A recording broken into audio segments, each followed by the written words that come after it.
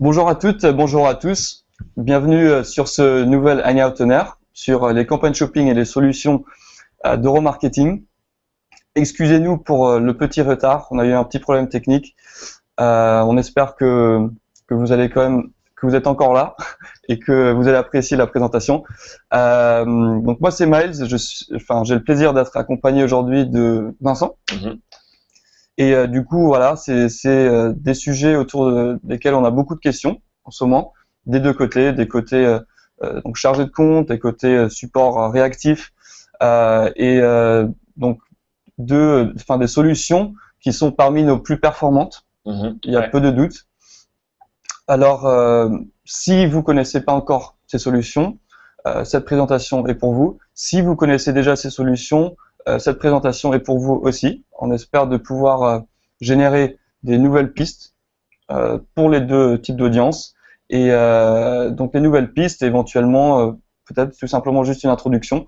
En tous les cas, voilà, on va parler des campagnes shopping, des solutions de remarketing. Comment est-ce qu'on va présenter ça? Oui, tu veux... En effet, on va vous donner vraiment aujourd'hui des clés pour préparer la période de Noël qui s'annonce importante pour vous au niveau de ce qu'on peut faire sur les campagnes shopping, mais également suivre un petit peu les comportements d'achat avec les solutions de remarketing à la fois sur le réseau display, mais également côté recherche, des nouvelles un peu solutions et des solutions exclusives Google. Donc on est là également pour répondre à vos questions sur le lien du Hangout si vous en avez. On reviendra vers vous par rapport à ces questions-là. Encore désolé pour cette période d'attente. Même chez Google, des fois, on a des problèmes avec la technologie. On est humain également. Et donc, du coup, on va embrayer tout de suite sur la présentation, vous donner donc cette introduction, shopping et après remarketing. Merci d'être avec nous ce matin. Ouais. Alors, je vais partager mon écran avec vous. Je vais dire. Hop. Ok, donc là vous devriez voir donc la présentation. Comme dit, voilà le sujet. Comment est-ce qu'on va structurer ça? Vincent vient de donner une petite intro. C'est première partie campagne shopping. On va pas s'attarder là-dessus parce qu'on a en fait deux autres webinaires qui sont dédiés entièrement à ça. Vous pouvez les trouver sur notre page Google+, sur notre chaîne YouTube. On va encore une fois les rendre disponibles on va mettre ces liens à votre disposition dans les commentaires. Et sinon, pour ceux qui vont regarder cette vidéo plus tard, on va aussi fournir ces liens sous forme d'annotation qui devrait apparaître maintenant. Ensuite, deuxième partie, offre de remarketing dynamique. Donc ça, c'est vraiment l'essentiel de cette présentation. Quelle est l'intersection des campagnes shopping avec nos solutions remarketing, l'intersection de ces deux produits, de ces deux solutions. Et on va finir avec donc notre offre de remarketing RLSA, donc Remarketing List for Search Ads en anglais, remarketing pour le réseau de recherche. Voilà comment on va structurer ça. En ce qui concerne d'abord des campagnes shopping, on a donc trois axes de travail. Encore une fois, on ne va pas s'attarder là-dessus, mais ce qu'il faut savoir, pour avoir des campagnes shopping qui sont performantes, il faut suivre trois différentes directions. On a trois axes de travail. Le premier, donc, tout ça bien sûr dans l'optique, on cherche constamment à améliorer son retour sur investissement. On essaie de prendre des décisions qui sont intelligentes dans l'optimisation dans quelle direction on va mettre nos ressources. En ce qui concerne la structure, dans un premier temps, les questions qui se posent. Quand est-ce que je crée plusieurs campagnes? Quand est-ce que j'ajuste mes enchères? Tout ça, ça va dépendre de questions que vous posez dans le genre, est-ce que j'ai des produits saisonniers? Est-ce que j'ai des produits, comme disait Vincent, que j'ai envie de mettre en avant pendant la période de Noël? Pour ça, il faudrait une campagne séparée, idéalement. L'avantage étant qu'on a la possibilité d'allouer un certain budget à cette campagne. L'avantage étant aussi que voilà, ça se présente sous une forme plus facile à suivre, à analyser, à évaluer. Si vous avez des promotions, si vous avez des produits à forte marge, encore une fois, un autre scénario, vous allez créer donc des campagnes séparées pour avoir cette possibilité d'allouer un budget individuel pour pouvoir contrôler la diffusion de vos annonces, de vos campagnes shopping dans le temps. Oui, en effet, comme dit Miles, si vous avez des top produits ou alors véritablement des gammes, vous êtes Par exemple, dans l'habillement, vous avez des t-shirts, des chemises, des chaussures. C'est bien de pouvoir gérer individuellement des budgets de façon séparée pour les piloter. Et puis également, au niveau également de chacun des groupes d'annonces, un véritable groupe d'annonces, il y a annonce dans le terme, ça vous permet d'adresser un message spécifique si vous avez du coup une offre spécifique. Donc du coup, ça vous permet d'avoir ce côté-là, budget piloté, message piloté par rapport à des produits bien particuliers. Faire toujours bien attention, Miles vous va en parler un petit peu de comment catégoriser et faire en sorte d'apparaître sur les bons produits avec les bons groupes d'annonces, la bonne campagne. Il y a des petites choses à bien savoir, mais Miles est là pour vous y apporter ce côté un peu technique et de paramétrage. Exactement. Alors l'autre élément, comme fait l'intro maintenant Vincent, concerne l'ajustement des enchères en fonction des différents produits, en fonction des différents groupes de produits. Donc vous avez ces campagnes avec des budgets que vous pouvez mieux piloter maintenant. Dedans, comment est-ce que vous distribuez, comment est-ce que vous allouez les enchères, le budget. Il y a toujours des catégories, il y a toujours des groupes de produits qui sont encore plus importants, même dans une campagne saisonnière, même dans une campagne qui va être diffusée autour de la période de Noël. Vous avez un certain nombre de produits que vous voulez mettre en avant encore plus. Et vous avez un certain nombre de groupes de produits que vous voulez mettre en avant encore plus. Donc voilà voilà pourquoi c'est essentiel dans les campagnes de ajuster vos enchères aussi, c'est-à-dire donc ajuster vos CPC max dans l'interface Google, dans votre campagne shopping. Également, 2 points assez intéressants pour un petit peu optimiser vos campagnes si elles sont déjà en place. Premièrement, on peut bénéficier maintenant de l'optimiseur de CPC pour les campagnes shopping, ce qui n'était pas le cas au début quand on les a mises en place. Elle a remplacé les anciennes campagnes annonces pour offre de produits. Et donc du coup, là, le système peut travailler dans une certaine marge de plus 30% jusqu'à moins 100% sur vos enchères pour mettre en avant davantage les produits qui cliquent et convertissent plutôt que ceux qui cliquent uniquement. Ça peut être une première piste d'optimisation. Et également, comme tu le disais, tout ce qui est également les termes sur lesquels on va un peu apparaître. Alors, le tampon, le ciblage de votre campagne shopping, c'est vos titres et vos descriptions de produits qui sont dans votre flux Merchant Center. C'est ça qui permet de diffuser sur vos produits dans Google Shopping. Et les gens, dans tous les cas, vont taper des termes de recherche pour pouvoir voir effectivement vos produits. Et vous pouvez y accéder dans l'onglet mots-clés de votre campagne shopping ou via l'onglet variable, 2 possibilités. Et vous pouvez potentiellement exclure certains termes qui peuvent, pour le coup, être un peu redondants ou ne pas être intéressants, surtout dans le cas où vous avez plusieurs campagnes, pour pas qu'il y ait à ce moment-là de doublons et que on ait le bon trafic sur la bonne campagne et le bon groupe d'annonces.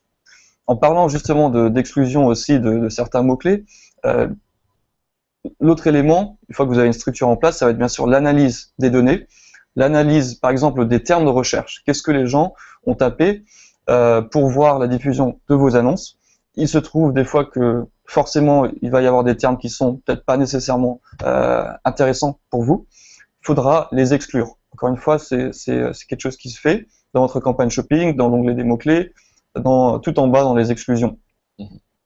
Ensuite, bien sûr, comme pour tout autre type de campagne, les conversions, c'est la clé. Comment est-ce que vous évaluez la performance? Regardez par produit, par groupe de produits, d'où vient vraiment toutes mes conversions. En fonction de ces données-là, adaptez votre structure ensuite. Vous ajustez vos enchères. Peut-être que vous voyez qu'il y a un certain nombre de produits qui génèrent encore beaucoup plus de conversions. Peut-être qu'on peut même créer une autre campagne. Donc l'analyse des données, c'est important de suivre cet élément pour ensuite aussi ajuster votre structure. Troisième point, primordial, ça va être le flux de données, souvent sous-estimé, c'est toute l'information que vous nous fournissez pour qu'on puisse montrer vos produits. Comment est-ce qu'on départage les différents annonceurs? Qui c'est qu'on va montrer en premier? Tout ça, ça vient bien sûr d'un côté vos CPC max, combien vous êtes prêt à payer, mais de l'autre côté aussi de quelle est la qualité de vos informations.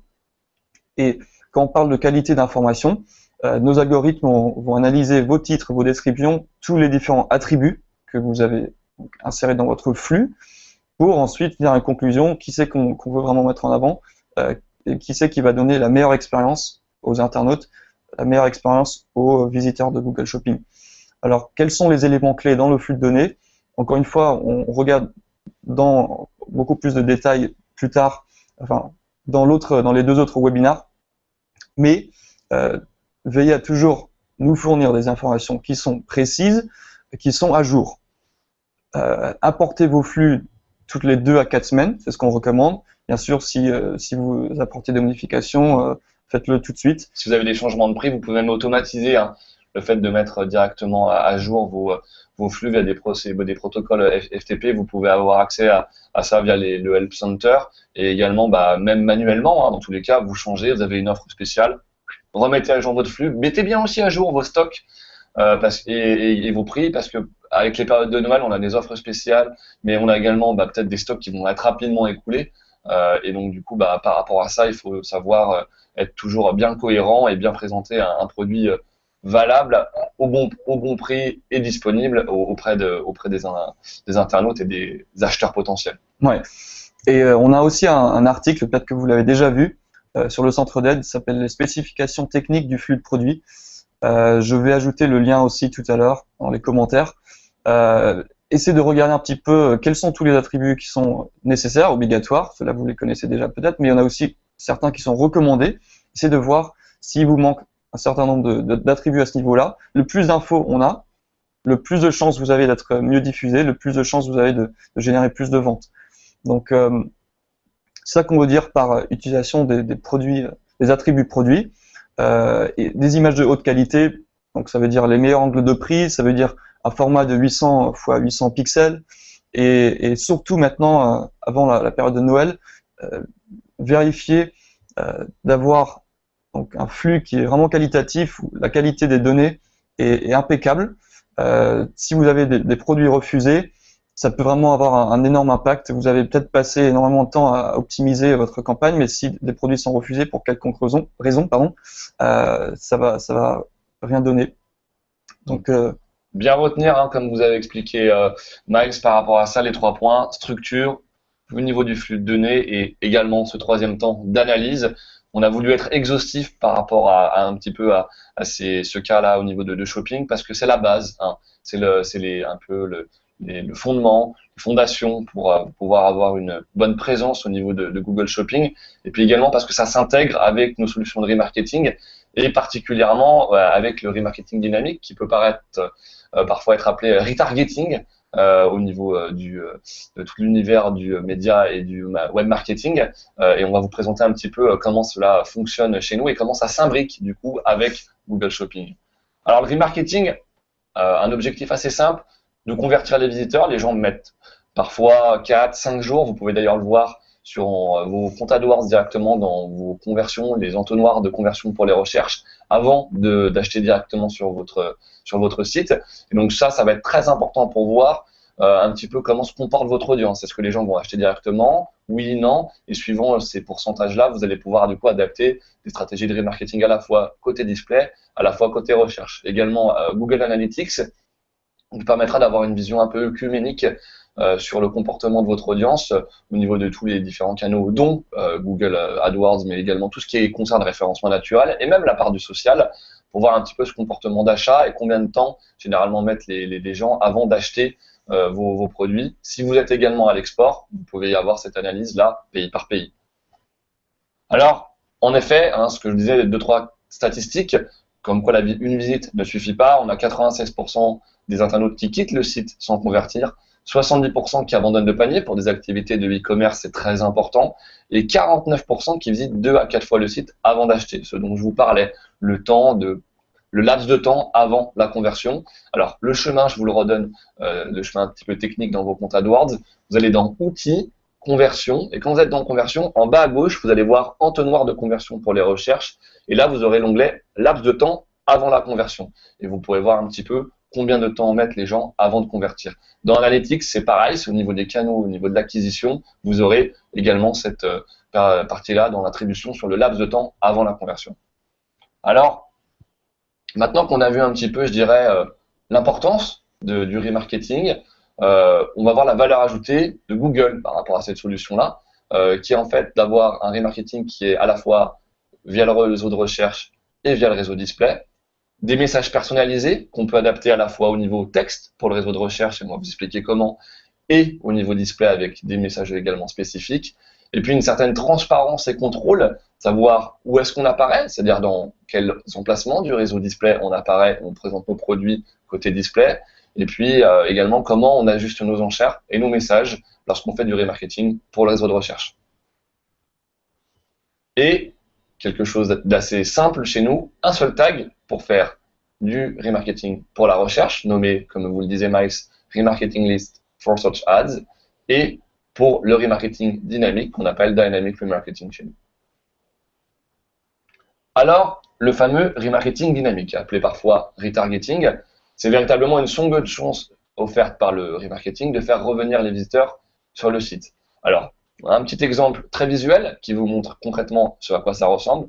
Vous allez voir un produit, l'internaute va voir un produit sur votre site, il va un petit peu regarder, il va potentiellement mettre au panier, ou alors ne serait-ce que consulter. On va pouvoir après le recibler avec ce produit-là, mais également les top produits, les top ventes au niveau du site, quand il va se balader, je dirais sur le web, sur les sites qui sont partenaires du réseau display de Google, le réseau Google AdSense, qui regroupe près d'1 million de sites au niveau mondial. Pour ne vous citer que des sites très connus sur le marché français, on va avoir Cdiscount, Fnac.com, l'équipe.fr, Le Monde, Le Figaro, beaucoup de sites, je dirais, à forte valeur ajoutée qui font partie de ce réseau display-là, mais également des sites un peu plus spécialisés. Par exemple, vous allez vouloir acheter un drone, vous allez potentiellement aller sur après des forums qui parlent de ce genre d'appareil. Vous avez des forums comme modélismeinfo.fr, de genre de sites qui vont être référencés parmi nos sites au niveau du réseau display. Donc, un éventail, je dirais, de solutions au niveau display, à la fois micro, macro, et qui vont pouvoir bien correspondre au comportement que vont avoir les internautes pour préparer leur achat. Ce côté personnalisation est renforcé par le fait qu'on va pouvoir véritablement constater des annonces dédiées, avoir des messages spécifiques. Hein, donc pareil, des groupes d'annonces. Potentiellement, on peut adapter le message pour les gens qui ont mis au panier, mais également pour les gens qui sont par exemple des anciens acheteurs. On va les garder dans une liste et leur proposer d'avoir par exemple des accessoires pour des produits en plus de le premier achat qu'ils ont pu effectuer. On va avoir les gens qui ont plutôt consulté des produits alors qu'ils n'ont pas encore mis au panier, qui sont dans une démarche plus un petit peu de comparaison. On va peut-être pouvoir leur pousser une offre spécifique. Et puis pour les gens dont je vous parlais en premier qui ont mis au panier, là potentiellement on peut vraiment renforcer la qualité du service, la livraison rapide et donc du coup les inciter d'autant plus à convertir. La hausse en chiffres, c'est 450% d'augmentation du CTR lorsqu'on met en place le remarketing dynamique. Véritablement, ce côté personnalisé par rapport au comportement de l'internaute, c'est ça la clé de voûte de notre solution. Une solution qui permet, du coup, comme je vous disais, de segmenter de façon sophistiquée les différents comportements, d'avoir des annonces efficaces, je vous en parlais à l'instant, et puis également les enchères en temps réel, c'est-à-dire que vous avez accès, vous avez cette transparence, ce contrôle, vous pouvez constater et piloter votre performance, ajuster vos enchères par rapport à ça. Les enchères, ça peut être coût par clic, on vous en parlait, mais vous pouvez même potentiellement passer sur même du coût par conversion si vous avez des très gros volumes et décider de dire je veux atteindre tout le temps le même coût par conversion pour telle audience ou je ne veux pas dépasser certain coût par conversion pour telle audience. Véritablement une façon, je dirais, minutieuse de paramétrer vos campagnes. Et cette segmentation-là, comme je vous en parle par exemple dans une démarche de CPC, on vous donne des exemples. Par exemple, quelqu'un qui a visité la home page, on va définir une enchère potentiellement par exemple à 2 €, alors que par contre la personne qui a abandonné le panier, là on va plutôt être sur 5, abandon de paiement, l'étape encore d'après, on va par exemple mettre 8 €. Et puis on voit également les messages en vert qu'on peut adapter par rapport à ces comportements-là. La personne qui a abandonné le panier, on va lui pousser par exemple une offre temporaire, moins 30% aujourd'hui. Comme ça, la personne va être dans un certain sentiment d'urgence, mais également d'exclusivité. Potentiellement, on va pouvoir avoir directement la conversion. Livraison gratuite, je vous en parlais, pour les gens qui ont abandonné les paniers. Et puis, pour les gens un peu plus, je dirais, les clients passés, les gens qui sont un peu moins dans l'étape du coup concrète d'achat, pousser par exemple une offre de parrainage et pour avoir un bon de réduction. Créer des belles annonces dynamiques, ça, vous avez la main dessus. C'est quelque chose de très appréciable, je le sais, par beaucoup d'annonceurs. Vous pouvez mettre votre logo, bien entendu, mais également personnaliser votre code couleur, vos messages. Et ça, véritablement, c'est je dirais un argument de vente exceptionnel parce que du coup, on peut vraiment personnaliser. Vous avez la main sur votre stratégie au niveau remarketing et fondamentalement, c'est quelque chose de très important, surtout, on vient de le voir quand on fait de la segmentation, dans des périodes comme celle de Noël. Adaptez votre message aux différents utilisateurs. Et ça, c'est facteur de performance. Et la performance pour vous, c'est les ventes. Vendez plus de produits grâce à votre catalogue avec notre algorithme de recommandation. C'est ce que je vous disais. On va montrer à la personne les produits qu'elle a effectivement vus. Donc là, concrètement, je vais vouloir acheter le DVD, je sais pas, de Gladiator. Et puis je vais abandonner mon élément parce que j'ai par exemple pas le temps ce soir-là de convertir. Le lendemain, je vais voir apparaître dans l'annonce de remarketing dynamique le DVD de Gladiator. Et donc du coup là, ça correspond à mon comportement. C'est pour moi, c'est pas pour quelqu'un d'autre. Et du coup, ça répond à mes attentes. Et derrière, l'algorithme de recommandation, par rapport à ça, il va un petit peu extrapoler par rapport à des produits potentiels qui peuvent être également intéressants en plus de ce DVD-là. Par exemple, d'autres films de Ridley Scott ou d'autres films avec Russell Crowe, par exemple. Pour des produits, par exemple, lorsque vous allez vendre, je sais pas, des caméras embarquées, ça va être des accessoires pour les caméras. Pour des vêtements, ça va être des vêtements de la même gamme ou de la même couleur, de la même taille, ce genre de choses. Donc des choses, du coup, vraiment cohérentes. On va maximiser les conversions grâce au temps réel. Et en effet, on va adapter, donc, comme je vous disais, un peu pour conclure, cette audience par rapport au contexte, avec, par exemple, voilà, suivant les personnes, les différentes enchères, quel est l'âge, quel est le contexte au niveau de l'état d'esprit, le nombre de pages vues, le comportement, la fréquence, et puis également, qui sont ces visiteurs, quels produits ont-ils vus, et comment, du coup, on adapte par rapport à ça, par rapport à ces signaux-là, l'enchère. C'est un petit peu récapitulatif de ce qu'on a pu voir en images. Ouais, et donc on peut recibler ces internautes plus tard quand ils sont en train de naviguer le réseau display. On peut aussi recibler ces internautes quand ils sont sur le réseau de recherche. C'est une solution assez récente qui a été développée il y a moins d'un an. Ouais, exactement, ouais. Et donc voilà, ça veut dire quelqu'un qui est venu sur votre site, quelqu'un qui est venu sur une certaine page de votre site. Ça peut être la page d'accueil, ça peut être la page panier. On peut lui montrer, encore une fois, un message personnalisé. C'est le RLSA, pas connu par tout le monde. Donc voilà, le principe, c'est le même qu'avec le remarketing sur le réseau display, que le remarketing dynamique. Vous allez avoir les mêmes critères de ciblage que vos campagnes réseau de recherche uniquement, où vous avez un ciblage par appareil, par langue, par situation géographique, éventuellement avec un calendrier de diffusion des annonces, et bien sûr le plus important, un ciblage par mots-clés. Mais on va ajouter à ça encore une variable qui va, en quelque sorte, décider du degré de maturité du clic. D'accord? Donc ça veut dire, quand on dit degré de maturité, on compare quelqu'un qui est tout simplement venu sur votre page d'accueil par rapport à quelqu'un qui est venu, qui a ajouté un produit à son panier. Ce qui est logique, c'est de pouvoir lui montrer un autre message à chaque fois. Donc, c'est une solution très puissante, c'est le produit performance par excellence de chez Google. Et voilà, en une phrase, c'est vraiment ça, c'est adapter votre message, adapter votre visibilité en fonction du degré de maturité du clic. D'un point de vue technique, c'est pas très difficile à paramétrer. Ça veut dire, comme avec les autres types de remarketing, créer des listes. Dans un premier temps, ça veut dire ajouter la balise, si vous l'avez pas déjà fait. Et après, ça veut dire bien sûr avoir une campagne qui va cibler, qui va utiliser cette liste. Et dans cette campagne, vous allez avoir des messages personnalisés, des annonces. Donc, en termes de paramétrage, pas très difficile. Plutôt facile, souvent on nous dit, par rapport bien sûr à la performance, par rapport au retour que ça peut donner. C'est une solution à moindre risque, en quelque sorte, parce que c'est des gens qui sont déjà venus chez vous. Alors, de payer pour un clic de ces personnes, ça représente pas beaucoup de clics. Ils sont un minimum intéressés, c'est sûr, et peut-être même un maximum intéressés si ils sont déjà passés par votre page panier. Ça veut dire recibler une audience mature. Ça veut dire faire affaire à une audience qui est engagée. Et donc, dans ces campagnes de remarketing, sur le réseau de recherche, vous avez 3 axes d'optimisation. Le premier point, j'en faisais allusion tout à l'heure, c'est la personnalisation de vos messages. Qu'est-ce qu'on veut dire par ça? C'est simple, quelqu'un qui est venu sur votre page d'accueil, vous lui montrez un message plutôt du style découvrez nos offres, un message un peu plus générique. Alors que quelqu'un qui est venu sur votre page panier, mais qui n'a pas conclu l'achat, vous voulez vraiment lui montrer un message du genre voilà, vous avez moins 30% aujourd'hui, cliquez ici, achetez dès maintenant, c'est une offre limitée, et comme ça, donc vraiment conclure, convertir. Et c'est ça la beauté du marketing pour le réseau de recherche, c'est la possibilité, la facilité pour conclure. D'accord, c'est notre produit de conversion à l'état pur.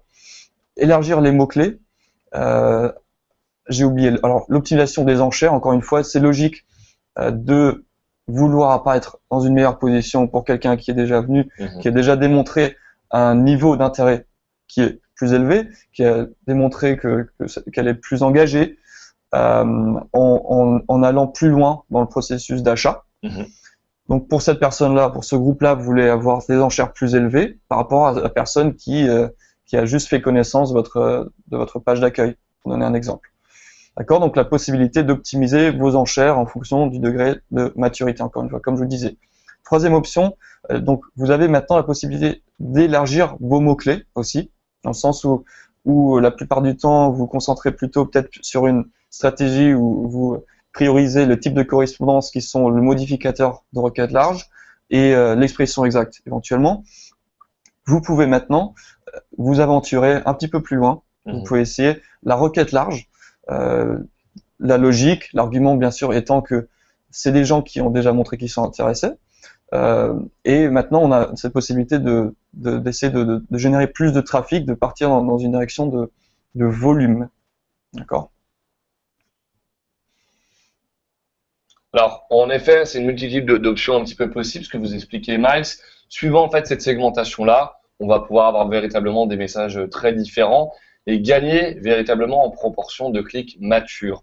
On va ajouter ces listes d'audience, c'est vraiment facile pour le coup à faire dans un onglet. C'est dans l'onglet audience, c'est il me semble le 4e ou le 5e dans vos campagnes de recherche. Vous avez ce petit bouton rouge plus remarketing. On va vous montrer comment concrètement ça se formalise. On va du coup ajuster ces listes d'audience au niveau de la campagne existante ou alors dans une campagne spécifique, on va vous expliquer un peu les deux cas d'application possibles. Et on va s'ajuster en pourcentage au niveau de ces enchères-là. On va dire par exemple la personne qui est venue sur la page d'accueil, une enchère à plus 10%. La personne qui est venue et qui a abandonné le panier d'achat qui était donc avec quelque chose au panier directement, potentiellement plus 30 ou plus 50. On va pouvoir hiérarchiser. Alors, optimiser sa visibilité pour ces utilisateurs matures. Potentiellement, on peut soit faire une copie d'une campagne existante, c'est une solution qui va être un petit peu, je dirais, conditionnelle, où véritablement on va vouloir s'adresser qu'à ces personnes-là. Donc là, c'est dans des choses très précises. On ajuste l'enchère vraiment assez à la hausse, donc plutôt sur des domaines plus 30, plus 50 par exemple, pas un petit ajustement de plus 5 ou plus 10, mais vraiment pour être significatif. Et on va avoir ces annonces foncièrement personnalisées. Code promo, vente exclusive, sentiment d'urgence. À ce moment-là, du coup, on a cette campagne à part parce que, du coup, on peut avoir ce budget également spécifique.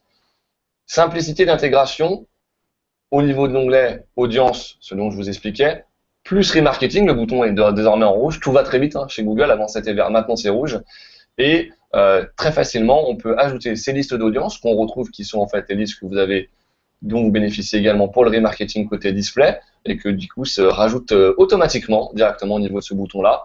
Et on fait les ajustements d'enchères juste à côté, dans la petite case, vous le voyez, en pourcentage, augmenter de, diminuer de, tout facile, juste un petit chiffre à taper. Alors donc du coup, par rapport un petit peu à tous ces points qu'on a pu un peu voir, on reste ouvert à vos questions par rapport à tout ce qui est shopping, remarketing au niveau dynamique et remarketing pour la recherche. Bien retenir un petit peu les temps forts qu'on a eu aujourd'hui. Shopping, structure, analyse au niveau des termes de recherche et qualité au niveau du flux. Remarketing dynamique, côté display, remontrer les produits que la personne a vus, segmenter, analyser, optimiser. Remarketing pour la recherche, simple et facile, commun avec les listes de remarketing côté display. Soit on fait une campagne à part quand on veut faire du spécifique. On peut également ajouter ces audiences au niveau d'une campagne existante et on a à ce moment-là uniquement l'ajustement des enchères possibles. Donc, à bien retenir la segmentation, l'implémentation au niveau, est-ce que je fais une campagne à part, est-ce que je mets au niveau d'une campagne existante, et de personnaliser les annonces et les enchères. Et puis après, du coup, tout roule. Après, vous serez bien tout prêt pour une période comme Noël qui s'annonce importante pour vous, mais également pour nous. Et donc, du coup, par rapport à vos questions un peu plus techniques ou même stratégiques, on reste à votre disposition via le lien du Hangout. On va répondre à vos questions, du coup, dans la foulée. Tout à fait. Et peut-être pour ajouter, alors, deux questions justement qui se posent souvent. L'euromarketing avec Analytics. Exactement, oui, c'est vrai. On a un autre webinaire là-dessus, mais en quelques mots, déjà, ce qui est important à savoir, actuellement, en ce qui concerne l'euromarketing pour le réseau de recherche, vous ne pouvez pas le faire via Analytics. Donc, les listes que vous créez dans Analytics ne vont pas pouvoir être utilisées dans votre effort de remarketing sur le réseau de recherche. Oui. Point numéro 1. En ce qui concerne le remarketing dynamique, est-ce que c'est possible de le faire avec Analytics? Cette fois-ci, la réponse est oui.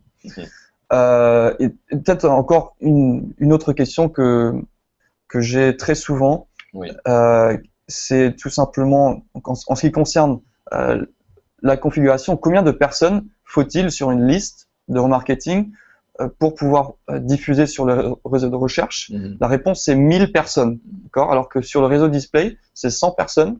Pour le RLSA, il vous faut 1000 personnes sur la liste. Donc, ça veut dire que le RLSA n'est pas nécessairement pour tout le monde, mais donc une solution très puissante, un produit performance par excellence. Et donc, comme dit, on est toujours là pour vous. Posez vos questions dans les commentaires, on y répondra. Posez vos questions plus tard à vos chargés de compte, au support réactif. Vous tomberez peut-être sur Vincent ou moi. Et dans tous les cas, voilà, je vous souhaite une très bonne journée. Merci d'avoir participé encore une fois. Excusez-nous pour le petit retard. Et à très prochainement sur donc, la chaîne YouTube et via d'autres nouveaux Hangouts en air. Merci.